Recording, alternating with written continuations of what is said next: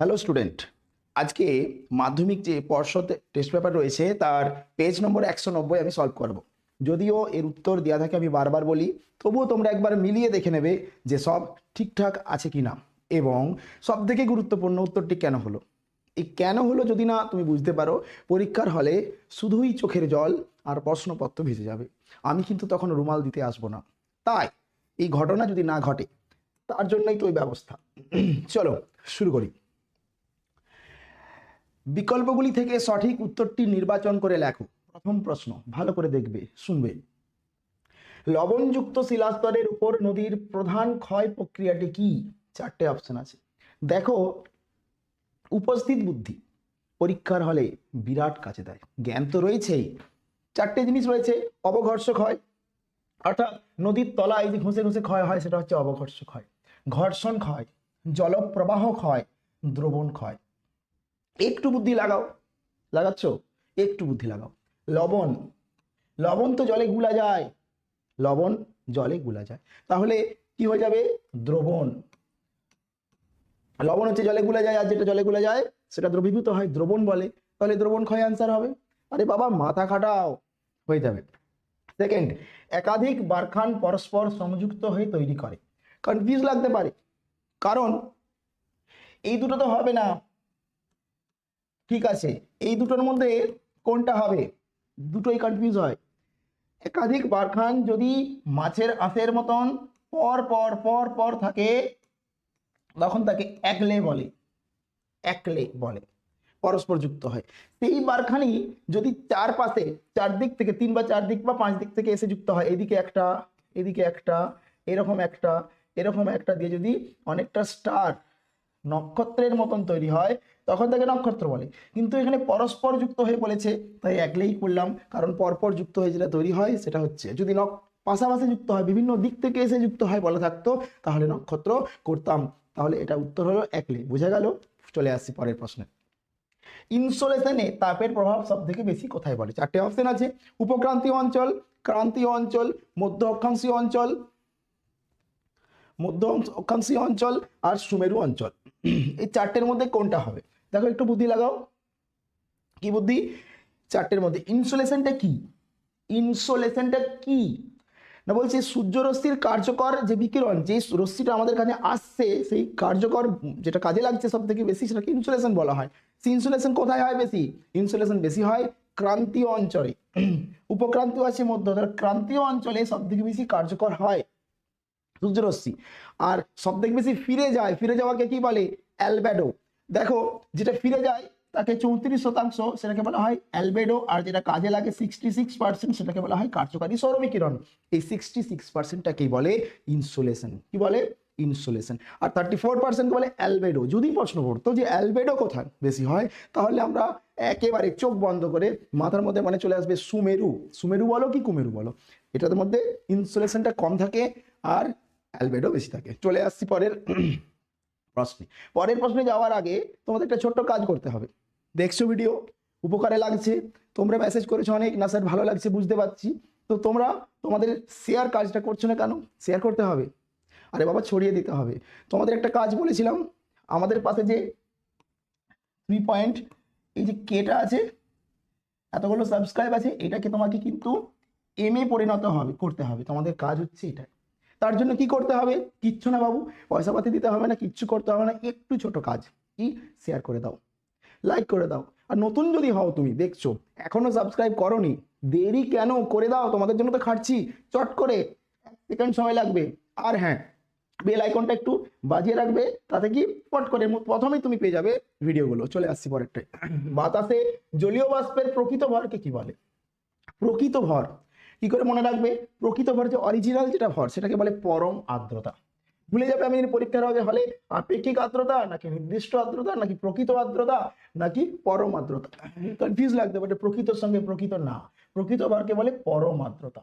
প প পরম আর্দ্রতা। তারপরে সমুদ্রের যে স্থানে উষ্ণ ও শীতল স্রোত উভয়ে মিলিত হয়, উষ্ণ ও শীতল স্রোত উভয়ই মিলিত হয়, তাকে কি বলে? এদিক থেকে উষ্ণ স্রোত আর শীতল স্রোত, যে মিলন রেখা, সেই মিলন রেখাকে কি বলে? হিম প্রাচীর। কি বলে? হিম প্রাচীর। বোঝা গেছে? খুব ভালো প্রশ্ন এটা। তারপরে পৃথিবী থেকে চাঁদের দূরত্ব যখন সব থেকে কম হয় তখন যে জোয়ার হয়, এখানেই না উত্তর লুকিয়ে আছে। পৃথিবী থেকে চাঁদের দূরত্ব যখন সবচেয়ে কম তাকে কি বলে? তাকে পেরিজি বলে। তাকে কি বলে? পেরিজি। এটা যদি তোমার জানা থাকে তোমাকে অপশন দেখেই অ্যান্সার জাস্ট দেখবে আর পছন্দ হয়ে যাবে। বোঝা গেছে? পেরিজি জোয়ার। আর যদি বলা থাকতো কমের জায়গায় যদি বলা থাকতো বেশি, বেশি মানে কি? অ্যাপোজি।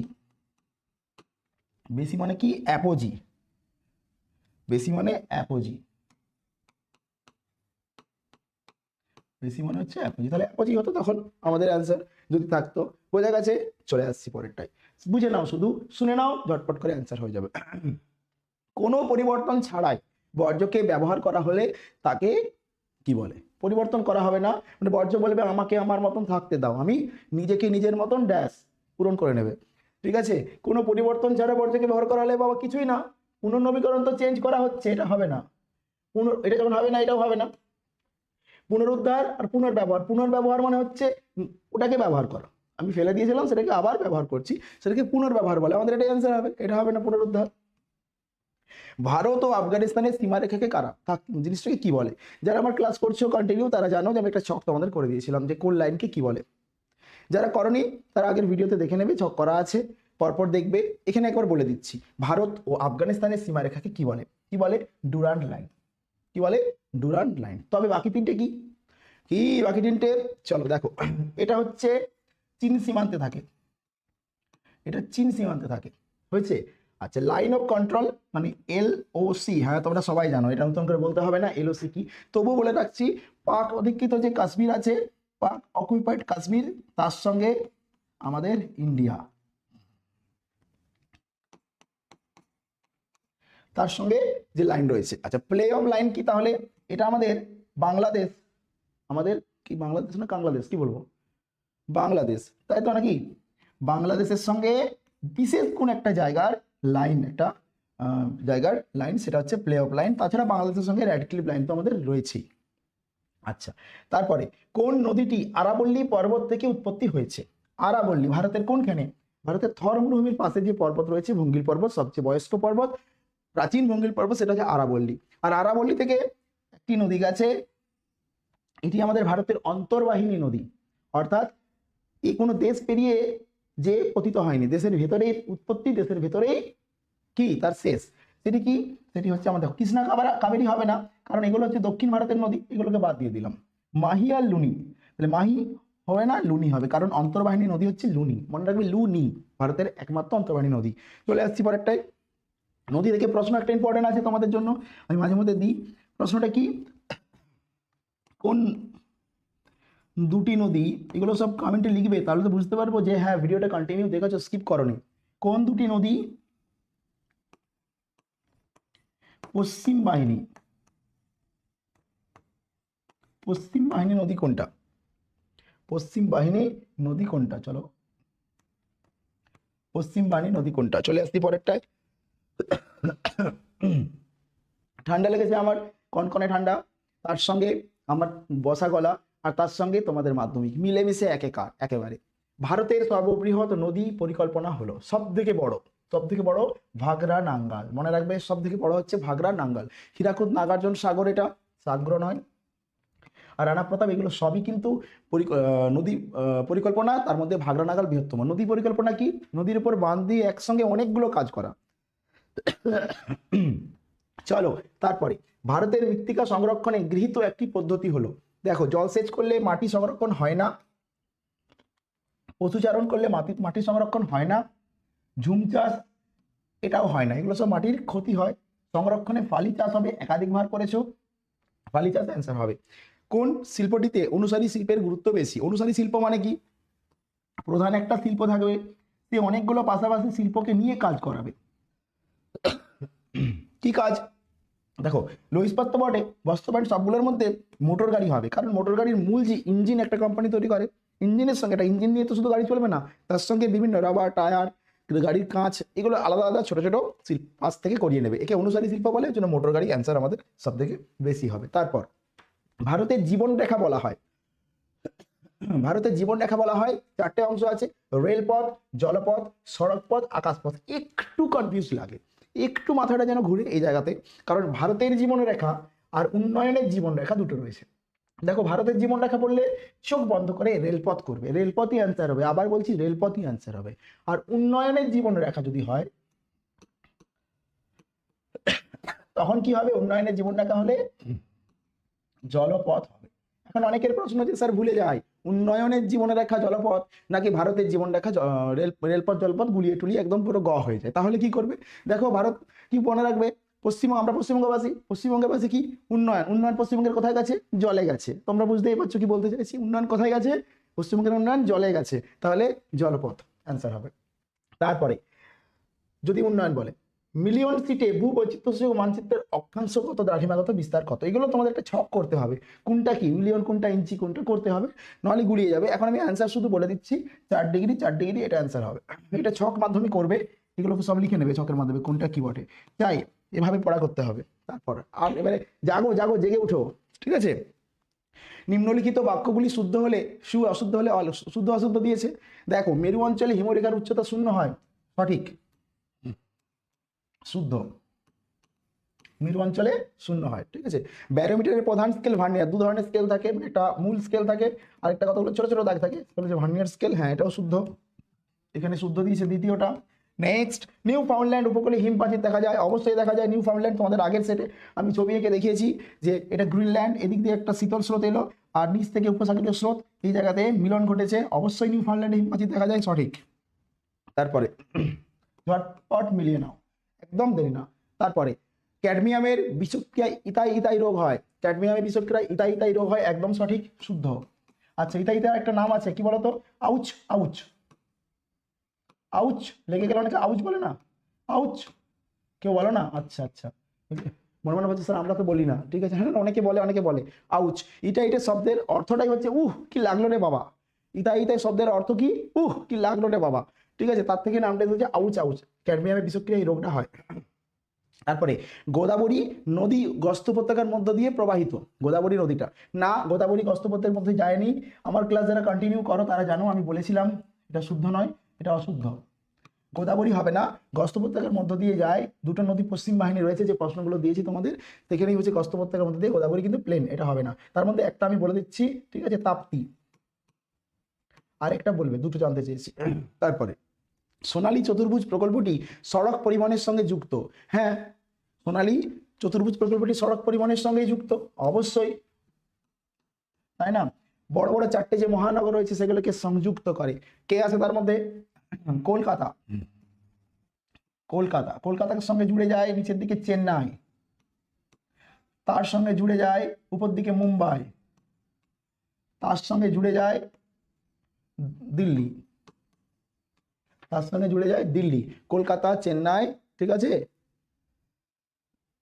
কচে মুদি, তাই তো, এটা হচ্ছে যুক্ত হয়ে যায়। তারপরে ভারতীয় উপমহাদেশের ভূবৈচিত্র্য সূচক মানচিত্রের আরএফ হলো, আরএফ মানে হচ্ছে ভগ্নাংশ সূচক স্কেল, এর কোনো একক থাকে না, এর একক থাকে না, একক নেই, এর হচ্ছে একক নেই, আরএফ এর একক নেই, কি করে থাকবে, সেমিতে করলে সেমি ইস টু সেমি হয়ে যায়, তো কেটে যায়, যাই হোক দুটো একই যদি একক হয় তার একক থাকে না, দুটো যদি অনুপাত হয়, তো হ্যাঁ এটা শুদ্ধ, এটা শুদ্ধ, আমাদের ক্ষেত্রে এটাই অনুপাতেই চলে, 1:2, এগুলো সব সেমিতে, হ্যাঁ দুটোই সেমিতে, 1 সেমি, অর্থাৎ আমাদের এখানে ম্যাপে যদি 1 সেমি হয় আর বাস্তবে সেটা হচ্ছে 1 লাখ সেমি, মানে 1 কিমি। নেক্সট, শূন্যস্থান পূরণ, কি বলেছে, ইয়ারদাং, দেখো তোমরা ইয়ারদাং টপিকটাকে না ভালো করে ফোকাস দেবে, দরকার হলে টর্চ টর্চ জ্বালাবে, ভালো করে দেখবে আর কি, ইয়ারদাং থেকে প্রশ্ন পড়বে, অর্থাৎ ইয়ারদাং যদি খুব তীক্ষ্ণ হয় তখন তাকে কি বলে, ইয়ারদাং যদি খুব এরকম, ইয়ারদাং যদি এরকম যদি খুব তীক্ষ্ণ হয়ে যায় তখন তাকে কি বলে, নিডল বলে। বায়ুচাপের ঢাল বৃদ্ধি পেলে বায়ুর গতিবেগ বৃদ্ধি পায়, অবশ্যই এটা সরল সম্পর্ক, বৃদ্ধি পায় হবে। ল্যান্ডফিলে বর্জ্য ধোয়া জলকে কি বলে, এটা মনে রাখবে, লিচেন বলে, এগুলো একটা খাতায় লিখবে, শূন্যস্থান অনেকে ভুলে যায়, তাই শূন্যস্থানগুলো পরপর খাতায় লিখবে, লিচেন বলে। এমসিকিউতে অপশন দেওয়া থাকে, দেখলেই তোমাদের মনে পড়ে যাবে, কিন্তু শূন্যস্থান মাথা থেকে বেরিয়ে যাবে, তাই লিখবে এগুলো একটু, 2-4টে পেজগুলো ভালো করে করবে, সিঙ্গারিলা পর্বতের সর্বোচ্চ শৃঙ্গ, ওই উত্তর আছে পাশাপাশি মিলিয়ে দেখছো, পরীক্ষার হলে কিন্তু বই নিয়ে যেতে পারবে কি পারবে না, কোথায় যায় মাথায় চায়, আর মাথায় ঢোকাতে হবে কি করে, লিখে লিখে, তাই শূন্যস্থানগুলো লিখবে। সিঙ্গারিলা পর্বতের সর্বোচ্চ শৃঙ্গ, এটা আমাদের এখানকার সর্বোচ্চ শৃঙ্গ সান্দাকফু। কফি হলো একটি ড্যাশ জলবায়ুর ফসল, আমাদের এখানকার ক্রান্তীয়, আর্দ্র ক্রান্তীয়, একটু বৃষ্টি হতে হবে, আর্দ্র ক্রান্তীয়। ওকে, একটা ইলেকট্রনিক ডাক ব্যবস্থা, ইমেল, ইমেল, তাই না, ইমেল, ইমেল। ড্যাশ স্কেল একক বিন, একটু আগেই বললাম আরএফ, আরএফ যে স্কেল অর্থাৎ ভগ্নাংশ সূচক, ভগ্নাংশ সূচক, কি হবে, ভগ্নাংশ সূচক। নেক্সট, বুদবুদের, এটা বুদবুদের লেখা আছে, বুদবুদের ফলে শিলার গায়ে ছোট ছোট গর্ত হয়, তাকে কি বলে? আসলে যখন জলে ছোট ছোট বাবেল এরকম বুদবুদ তৈরি হয় জলের ভিতরে, তখন সেগুলোর খুব শক্তি থাকে, খুব শক্তি থাকে, অর্থাৎ 1 সেমি যদি একটা বুদবুদ ফাটে না, 18 কিলো হাতুড়ির মতন ওজন, মানে ওরকম মারলে যে শক্তি দিয়ে লাগবে সেটা তৈরি হয়।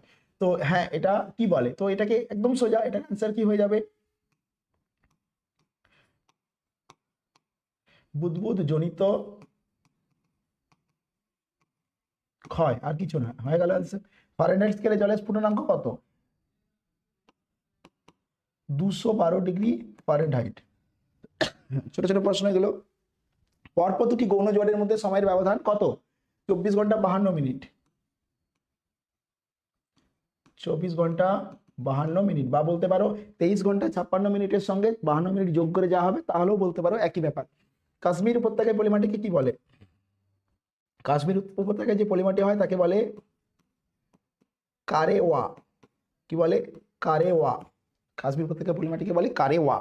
তারপরে বল উইভিল কোন ফসল পক্ষে ক্ষতিকর? সেটা একটা পোকা, যেটা কার্পাস চাষকে নষ্ট করে দেয়, কার্পাস গুটিকে নষ্ট করে দেয়, কার্পাস চাষ।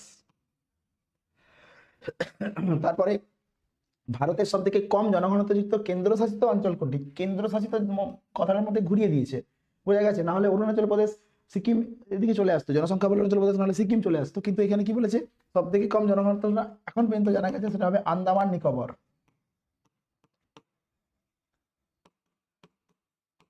নিকোবর, আন্দামান নিকোবর, অ্যান্সার হয়ে যাবে। তারপরে শিল্প স্থানিকতা তত্ত্বের মূল প্রবক্তা কে? ওয়েবার, কি হবে? ওয়েবার। ইনস্যাট কোন ধরনের কৃত্রিম উপগ্রহ? দেখো আমাদের কৃত্রিম উপগ্রহ 2 ধরনের থাকে, একটা পৃথিবী যেমন ঘুরছে, ঠিক আছে, সেই আহ্নিক গতিকে বা বার্ষিক গতিকে ফলো করে ঘুরবে, আরেকটা উত্তর দক্ষিণে ঘুরবে, তো তাদের মধ্যে এটা হবে ভূ সমলয়, যেটা